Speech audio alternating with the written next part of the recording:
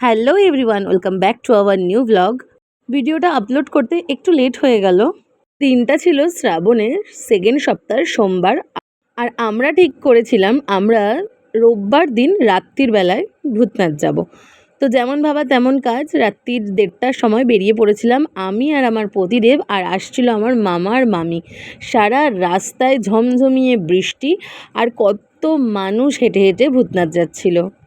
আমার মামা আর মামিও চলে এসেছিলো, তারপর আমরা রওনা দিয়েছিলাম। আমার মামি আবার গামছা টামছা নিয়ে রেডি, কারণ আমার মামি ওই রাত্রির বেলায় গঙ্গা স্নান করে তারপরে জল ঢালতো।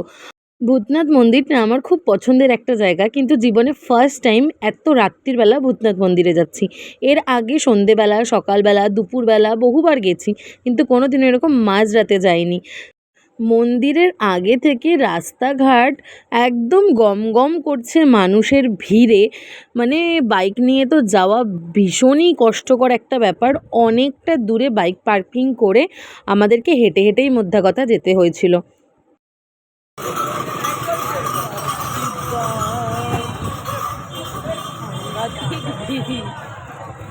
বাইক পার্ক করে তারপর আমরা হাঁটা লাগিয়েছিলাম। দেখো রাস্তায় কত মানুষ আর কত ভিড়।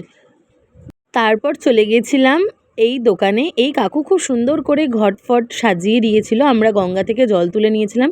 ওই যে বলেছিলাম আমার মামি গঙ্গা স্নান করবে, আমার মামিই করেছে, আমি আর অত রাত্রিরে করিনি। জল তুলে নিয়ে চলে এসেছিলাম এই কাকুর কাছে। এই দেখো আমাদের ঘট রেডি করছিল, সমস্ত ফুল, মালা, সিদ্ধি, ঘি, মধু সব কিছু দিয়ে পরিপূর্ণভাবে ঘরটাকে সাজিয়ে দিয়েছিল। তারপর আমরা হেঁটে হেঁটে যাচ্ছিলাম বাবার মন্দিরের দিকে। কলকাতা শহরটা যেমন দুর্গাপুজোর সময় সেজে ওঠে, ঠিক শ্রাবণ মাসে ভূতনাথ চত্বরটাও এতটাই জমজমাট আর এতটাই সুন্দরভাবে সেজে ওঠে। অনেক কষ্টে ভিড় পেরিয়ে চলে এসেছিলাম মন্দিরের সামনে। ঠিক তখনই আমার মামি বলেছিল লাইন কিন্তু হাওড়া ব্রিজ অবধি চলে যায়। শুনে তো আমার মাথা নষ্ট হয়ে গেছিলো, কারণ পরের দিন আমার আবার মর্নিং ডিউটি ছিল। কিন্তু ভাগ্যক্রমে একেবারেই লাইন ছিল না, মন্দিরের ভেতরটা একেবারেই ফাঁকা ছিল।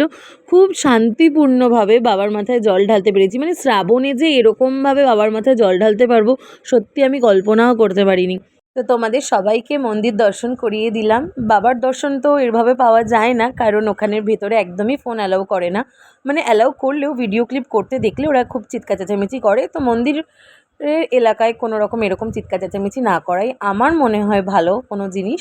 তাই জন্য আমি ভেতরে ফোন নিয়ে যাইনি, আমার বর দূর থেকে আমার ভিডিও করে দিয়েছিল। বাবার মাথায় জল টল দিয়ে আমরা চলে এসেছিলাম একটা চায়ের দোকানে। ওই রাত্রির তখন প্রায় 3:45 মতন বাজে, তখন দাঁড়িয়ে দাঁড়িয়ে আমরা চা খাচ্ছিলাম। তারপরে আমরা ওখান থেকে একটু ফুল নিয়ে নিয়েছিলাম, যেহেতু পরের দিন সোমবার আমার ঘরের ঠাকুরকেও পুজো দিতে পারবো। তো আজকের মতো ভিডিওটা এখানেই শেষ করছি। দেখা হচ্ছে আবার নতুন কোনো ভ্লগে। ভিডিওটা ভালো লেগে থাকলে লাইক কমেন্ট শেয়ার করো। আর আমার ইউটিউব চ্যানেল থেকে দেখে থাকলে please do subscribe my channel. Facebook page থেকে দেখে থাকলে পেজটাকে প্লিজ ফলো করে দিও। হর হর মহাদেব। তোমাদের সবার শ্রাবণ মাস ভীষণ ভালো কাটুক।